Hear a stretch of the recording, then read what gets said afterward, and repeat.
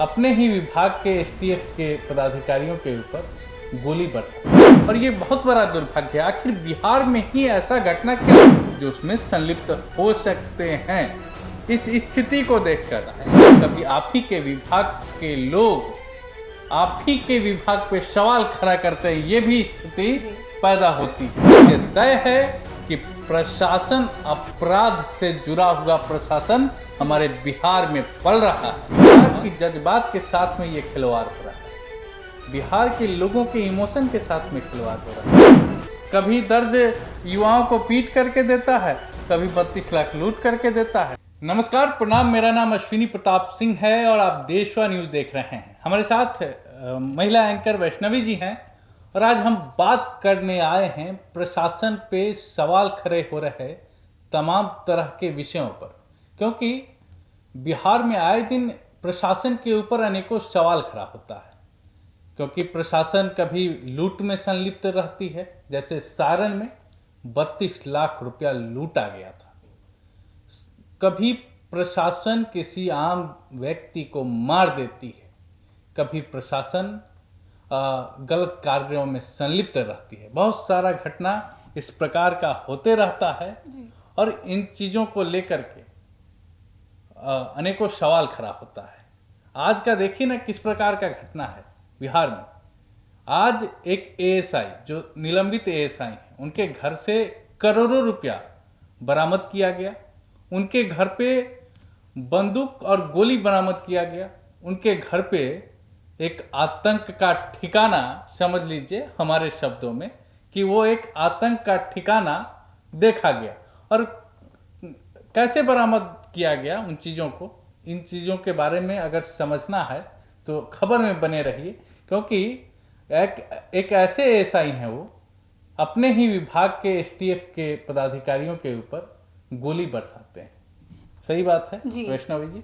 और आपने देखा लगभग 5 घंटे पहले खबर चली है और उस खबर का विश्लेषण कैसे हुआ, क्यों हुआ, क्या कारण है, उन तमाम चीजों को लेकर के हम लोग अभी चर्चा करने आए। क्या आप क्या कहानी? देखिए, घटना जो है वो समस्तीपुर से जुड़ी है, जहां पर बताया गया कि निलंबित एएसआई है, उनका नाम है सरोज सिंह, लेकिन उन पर कई सारे एफआईआर भी दर्ज है। अब ऐसे में सवाल खड़ा होता है कि जब एएसआई के पद पर वो आए, की नौकरी लगी थी एज सिपाही। अच्छा। उसके बाद में जब ये खबर सामने आई, उनको फिर उनके विभाग के द्वारा चेक करवाया गया कि उनकी अपराधियों के साथ साठगांठ है, ऐसी खबरें सामने आई। उसके बाद सीनियर ऑफिसर्स जो थे उनके लिए जांच कार्रवाई करते, तो फिर उनका पूरा काला चिट्ठा सामने आता है कि किस तरीके से सरोज सिंह सिर्फ अपराधियों के साथ साठगांठ नहीं करते थे, खुद भी आपराधिक बैकग्राउंड से ही थे, आपराधिक बैकग्राउंड से थे, खुद भी अपराधी है। ये बहुत बड़ा सवाल बिहार पुलिस के ऊपर खड़ा होता है। और बिहार पुलिस इस तरीका का जब घटना सामने आता है तो कटघरा में खड़ा हो जाता है प्रशासनिक आला अधिकारी, तमाम जो भी हैं, डीजीपी और बड़े अधिकारी, कि आखिर ये स्थिति क्यों बनी हुई है। जो एएसआई जिसका संबंध अपराधियों से था और उसका साक्ष्य भी मिला है, आप ही के विभाग के लोग पर्दाफाश कर रहे हैं। ये शर्म का विषय है कि आप जिन लोगों को अपने साथ जोड़े हुए हैं उनके ऊपर विशेष पड़ताल नहीं कर पाते हैं। इसी वजह से कहीं ना कहीं गलत कार्यों में प्रशासन संलिप्त रहती है और ये बहुत बड़ा दुर्भाग्य है। आखिर बिहार में ही ऐसा घटना क्यों? बिहार में ही प्रशासन चोर क्यों? बिहार में ही प्रशासन लुटेरा क्यों?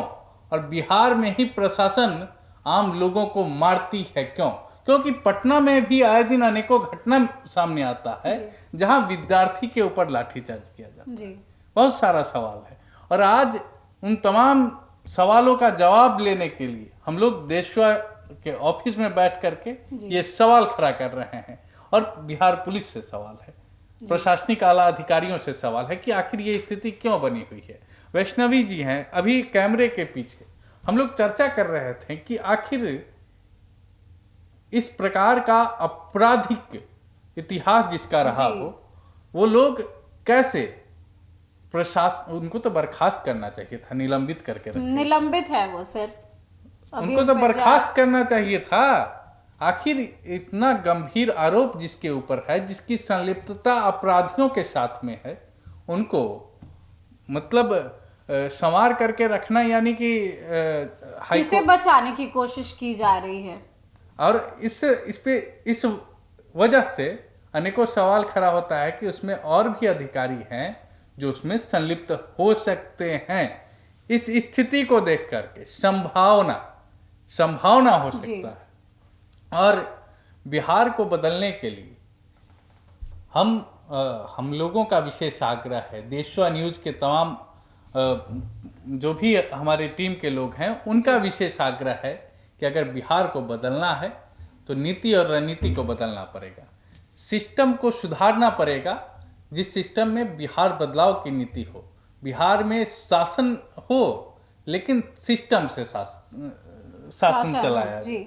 क्योंकि जिस प्रकार की स्थिति बनती है, कभी 32 लाख रुपया आम लोगों से लूटा जाता है, कभी आप ही के विभाग के लोगों के ऊपर गोली चलाया जाता है, कभी आप ही के विभाग के लोग आप ही के विभाग पे सवाल खड़ा करते हैं, ये भी स्थिति पैदा होती है। तो आखिर ये स्थिति क्यों बनी हुई है? वैष्णवी जी, आप महिला हैं और तमाम चीजों को आप देख रही हैं, तो क्या कहेंगी? क्योंकि कैमरे के पीछे आप काफी इस चीज से आक्रोशित थी कि आखिर क्यों, हमारा बिहार कब बदलेगा? बिहार में यही स्थिति अगर रही, जो हमारे सुरक्षा, जिनको हमारी सुरक्षा की जिम्मेदारी है वही बंदूक गोली, उनका खुद का ही आपराधिक हिस्ट्री सामने आ जाता है कि वो ही खुद ही अपराधी है, कई सारे मामले उन पर दर्ज है। अब ऐसे में बात करें सरोज सिंह की, तो सरोज सिंह के घर से AK-47 सहित कई सारे राइफल मिले, इंसास राइफल मिले, बहुत सारे जिंदा कारतूस मिले।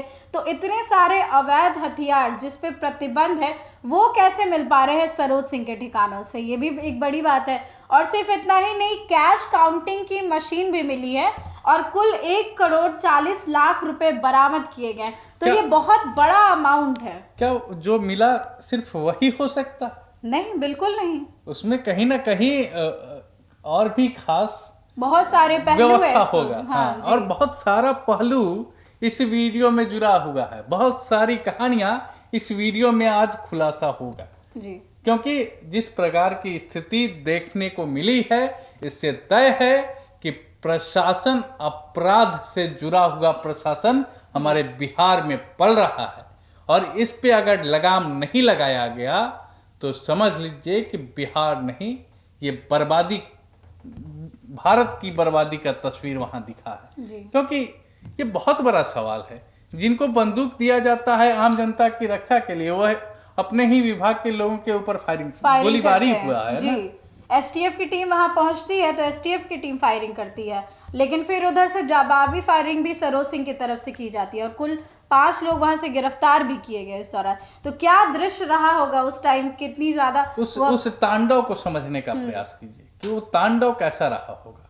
क्योंकि हम लोग देख रहे हैं और समझ लीजिए कि बिहार की जज्बात के साथ में ये खिलवाड़ हो रहा है, बिहार के लोगों के इमोशन के साथ में खिलवाड़ हो रहा है। लोग क्या समझ रहे हैं, बिहार के आम जनमानस को कितना पीड़ा हो रहा होगा, आप सोच सकते हैं कि प्रशासनिक अधिकारी इस प्रकार से संलिप्त रह रहे हैं अपराध घटनाओं में। रिकॉर्ड है उनका जी। तो ये तो बिहार के लोगों को एक अलग दर्द दे रहा है ना बिहार पुलिस जी।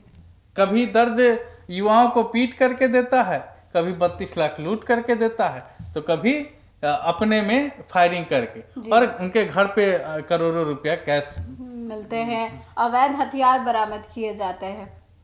बहुत सारा सवाल है, बहुत सारे सवाल है जो प्रशासन पे उठाए जा रहे हैं कि किस तरीके का सिस्टम बिहार में चल रहा है। अपराधी तो अपराधी है, प्रशासन जो है उनमें भी अपराधी अब सामने आ रहे हैं, उनकी भी आपराधिक हिस्ट्री सामने आ रही है और ऐसे में बेडर होकर जी रहे हैं, बिहार में बेखौफ होकर यहाँ निकल रहे हैं। कई सारी तस्वीरें हम आपको दिखाते हैं, कई बार ऐसी खबरें सामने आती है जहां अपराधियों का तांडव देखने को मिलता है, दिन दहाड़े गोली चला दी जाती है, दिन दहाड़े हत्या कर दी जाती है।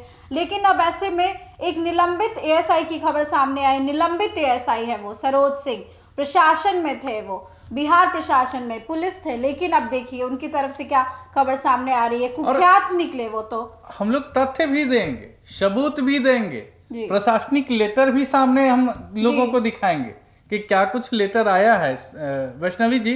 आपके पास तो लेटर है ही, जी। लोगों के सामने प्रस्तुत कीजिए। स्क्रीन पे आप देख सकते हैं कि क्या कुछ बताया गया है। कुल 5 लोगों की गिरफ्तारी की गई इस घटना में, और उसके बाद पता चलता है कि सबके पास अवैध हथियार थे, जिंदा कारतूस थे, एक दो मोबाइल भी मिला है, बुलेट भी मिला है।